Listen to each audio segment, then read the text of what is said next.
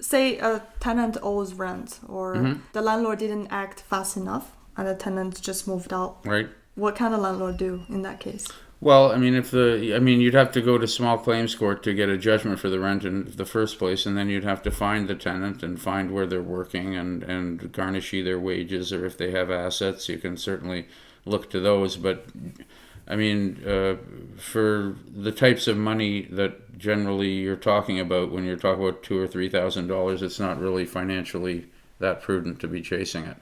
I see. Because I mean, particularly if the tenant's had the same job for 20 years, and chances are they'll stay employed at that job. But if the tenant's working at McDonald's and you garnish their wages, they'll just go and work at Burger King next week, and that'll be the end of it, right? Yeah. So, the best advice for limiting or mitigating financial losses in investment is to act on the thing quickly and keep the amount of money that's owing as low as possible. And even when I was doing quite a lot of work for large-scale commercial landlords, the most of the judgments aren't collected. They would just give them in a box to a collection agency, but the collection agency is in the same predicament, right? Yeah. Like the people, A, they didn't have enough money to pay the rent in the first place, so they're probably not the most solvent people in the world, and B, they've moved and it's difficult to track them down. How many percentage of the landlord actually do get their money back or get some kind of arrangement of payment?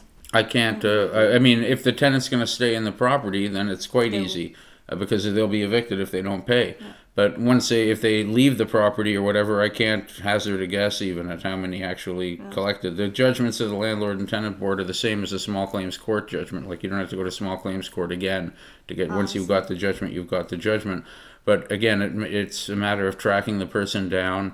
And a lot of it is dependent, for landlords trying to protect themselves. A lot of it is dependent upon getting proper and good information before you rent the property. Like, where's the person working? How long have they been there?